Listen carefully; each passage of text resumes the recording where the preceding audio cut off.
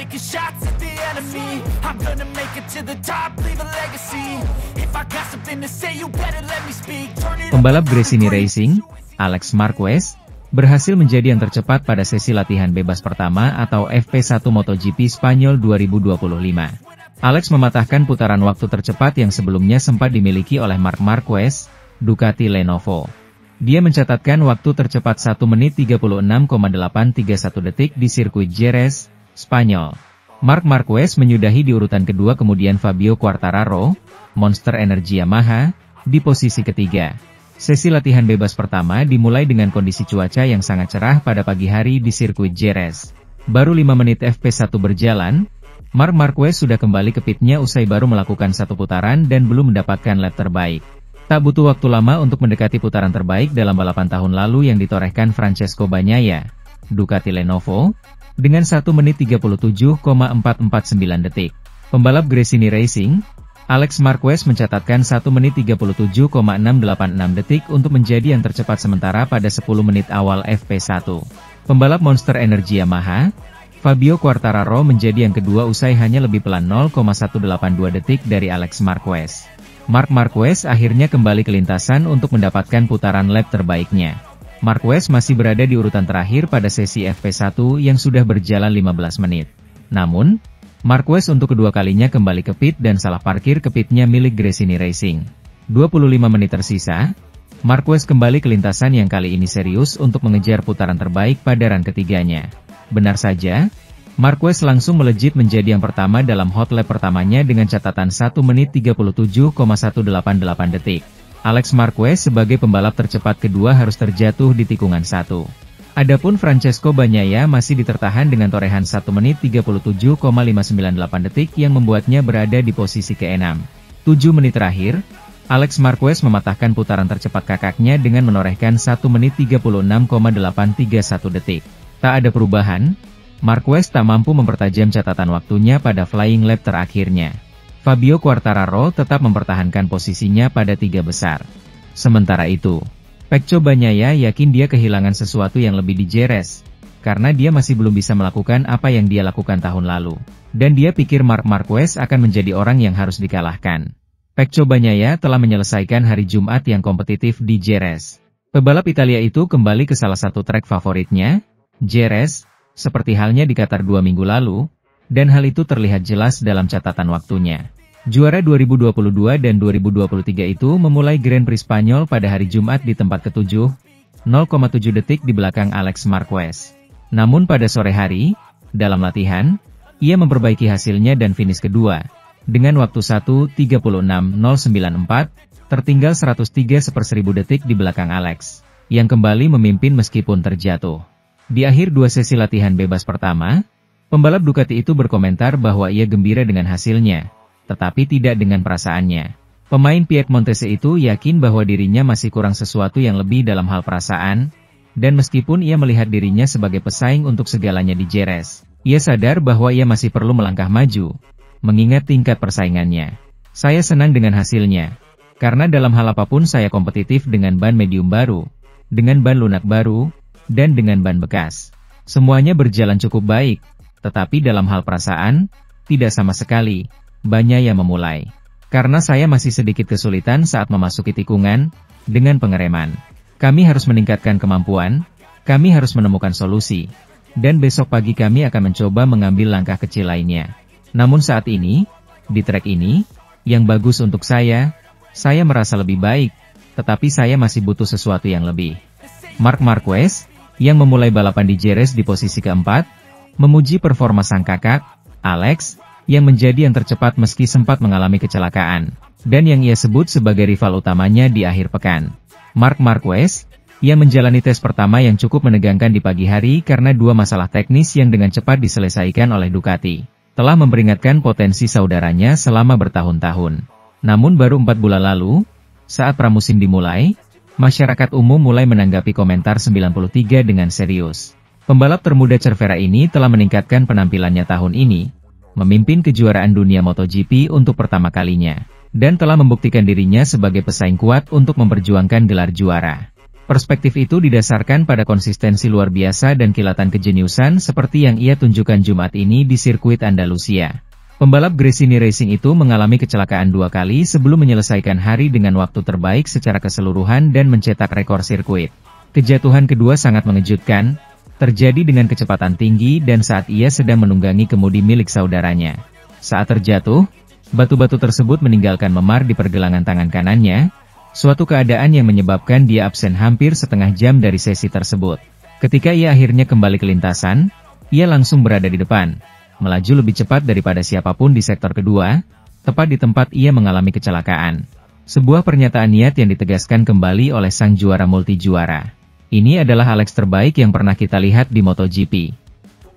Dan sejauh ini, dia memimpin kejuaraan dunia, sekarang dia berada di posisi kedua klasemen, setelah mengawali musim dengan sangat baik. Dia mengalami kecelakaan hari ini dan kembali berlomba dan kompetitif. Dia mampu melakukan apa saja jika dia percaya diri, puji pebalap Ducati resmi itu. Hal yang paling luar biasa adalah, di sektor kedua, tempat ia terjatuh, ia adalah yang tercepat. Jadi, rasa takut tidak begitu menghantuinya. Sementara itu, pembalap Castrol Honda LCR, Johann Zarco, menyinggung soal tawaran gabung tim utama usai tampil paling baik di MotoGP 2025. Johann Zarco terlalu menggendong pabrikan Honda di MotoGP 2025. Pembalap asal Prancis itu tepat di bawah Ducati di klasemen sementara. Bukan kaleng-kaleng, Zarco menempati urutan ke-6 dengan 38 poin. Meski belum mampu naik podium, Zarco tetap menjadi yang terbaik di antara tim Honda. Zarco mengonfirmasi perpanjangan kontraknya dengan Honda. Pada awal bergabung 2023, Zarco telah menandatangani kontrak 21 tahun bersama pabrikan Jepang tersebut. Fakta bahwa saya adalah pembalap pertama Honda, kata Zarco dikutip juara.net dari Motorsport S. Saya tampil baik, dan bahwa saya memanfaatkan kekuatan Honda secara maksimal. Sekaligus membenarkan perpanjangan kontrak saya setidaknya selama 2 tahun, karena saya jelas sedang dalam performa terbaik dan saya sangat menikmatinya, jelasnya. Saat disinggung peluang pindah ke tim utama, Zarco mengaku masih mempertimbangkannya. Saya tidak tahu apakah motor resmi, tim pabrikan, merupakan tujuan, tetapi itu adalah posisi yang layak dipertimbangkan karena itu adalah posisi yang bergengsi. Pekerjaan yang kami lakukan dengan Lucio juga sangat bagus. Dan mengingat bahwa saat ini kami memiliki motor resmi, hampir sepenuhnya tergantung pada Honda untuk memposisikan diri kami untuk maju, tutur pembalap berusia 34 tahun tersebut. Zarco sudah mendedikasikan dirinya untuk Honda. Ia bahkan terdaftar dalam kegiatan di Jepang bertajuk Suzuka 8 Hours pada Agustus mendatang. Saya sudah menjadwalkan ikut serta Suzuka 8 Hours dan bahkan 2 tes untuk persiapan. Jadi kalendernya sudah penuh. Bagi saya, ini latihan ekstra, saya sangat menyukainya. Dan ini memungkinkan saya memanfaatkan sepenuhnya keunggulan Honda. Tetapi ini juga merupakan suatu kesenangan. Saya tidak melakukannya hanya untuk memperbarui kontrak saya dengan Honda, tetapi karena saya menyukai lingkungan ketahanan. Marc Marquez tiba di Jerez sebagai pemimpin MotoGP, dengan sedikit yang meragukan bahwa ia adalah favorit untuk gelar juara. Ia akan berusaha mempertahankan rekornya di lokasi cederanya. Tepat sebelum musim MotoGP 2025 dimulai, banyak yang menganggap Marc Marquez sebagai favorit untuk gelar juara. Kedatangan juara dunia 8 kali ke tim terbaik dan motor terbaik di grid sangat menggiurkan. Terutama mengingat apa yang baru saja dilakukan pembalap Spanyol itu dengan MotoGP 23 yang rumit pada tahun 2024. Namun, dengan cara yang sama, ada banyak orang lain yang sama sekali tidak mengesampingkan Pecco Bagnaia, setidaknya agar dia bisa bersaing dengan rekan setim barunya. Kini, di ambang putaran kelima kampanye saat ini, segala sesuatunya tampak lebih jelas. Kesimpulan setelah 4 Grand Prix adalah bahwa hanya kesalahan Marquez sendiri yang mencegahnya tiba di Grand Prix Spanyol dengan rumah penuh yang luar biasa. Dengan 4 posisi pole, 4 kemenangan sprint, dan 3 kemenangan balapan hari Minggu.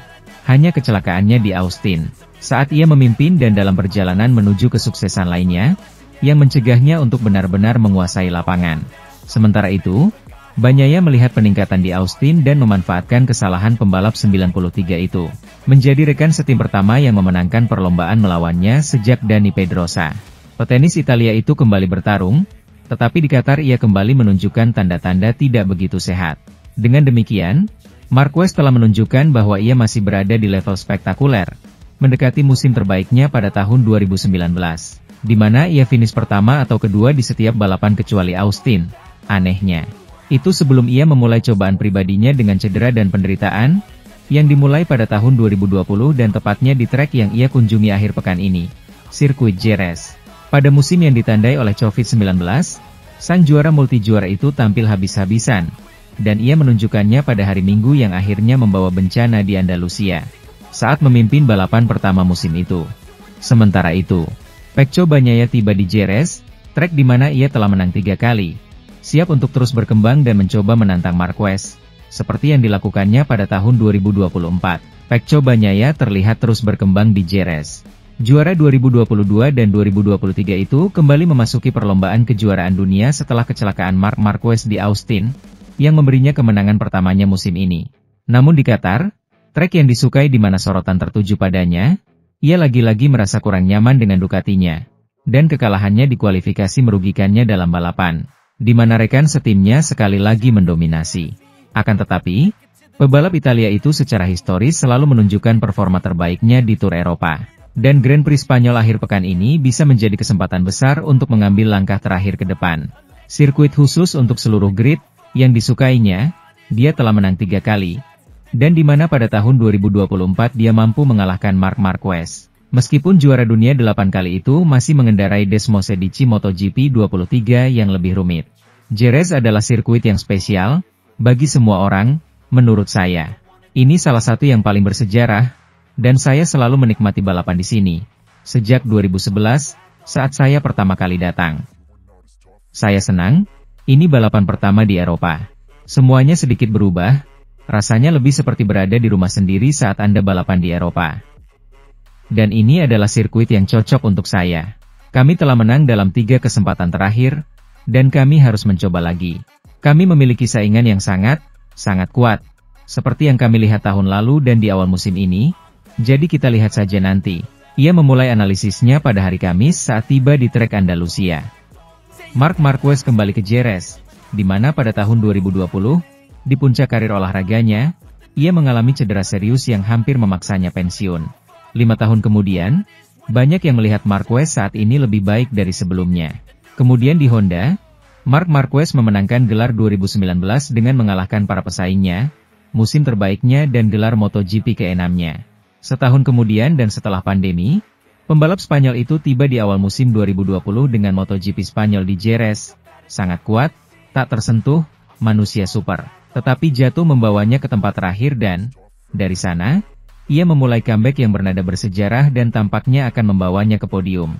Namun, hal itu membawanya ke area runoff di tikungan 5, di mana ban sepedanya mematahkan lengannya, cedera yang berlangsung selama 4 tahun.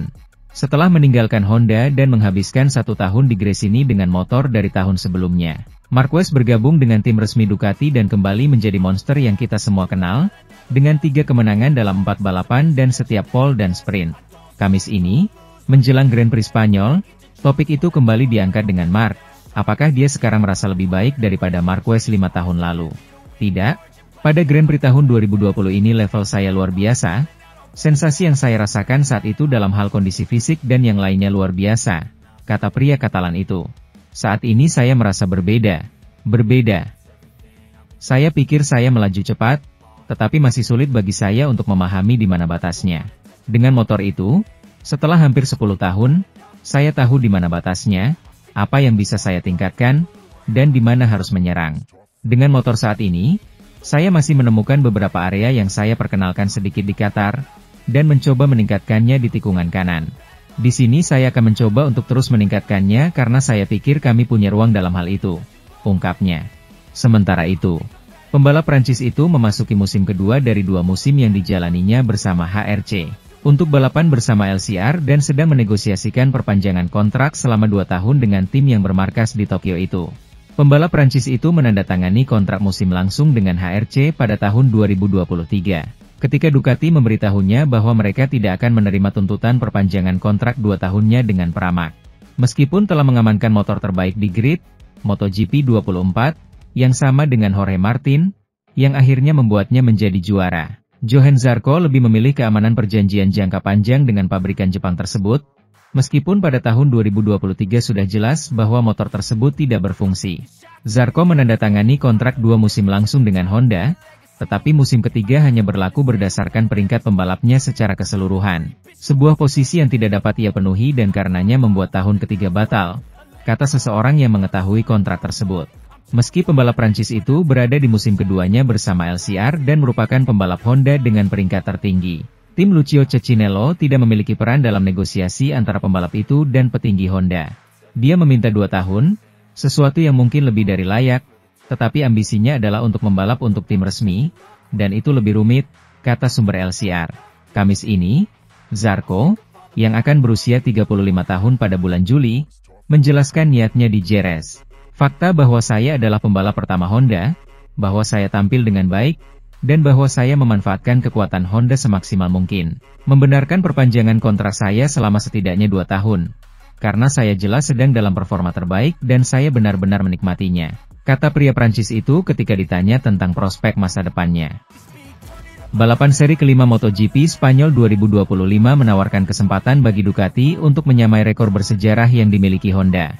Ironisnya, sosok yang jadi andalan merupakan mantan jagoan sang rival. Tarik mundur 5 tahun ke belakang, tidak ada yang menyangka bahwa seorang Marc Marquez akan tampil bersama tim pabrikan Ducati.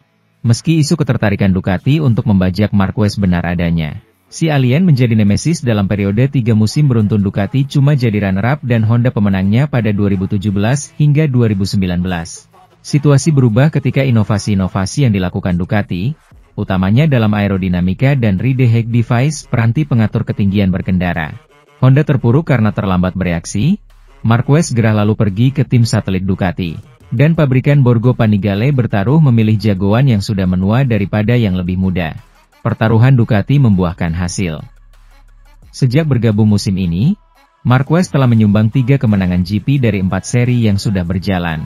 Dengan 1 kemenangan lain diraih oleh rider mereka satunya yakni Francesco Bagnaia plus 17 kemenangan beruntun dari musim. Ducati kian dekat dengan rekor bersejarah.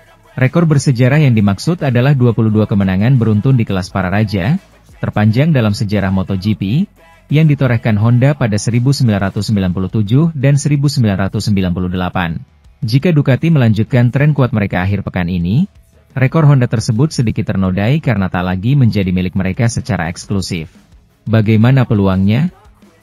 Sangat besar apabila melihat Ducati hampir selalu menguasai tangga podium dalam 4 balapan yang sudah berjalan musim ini.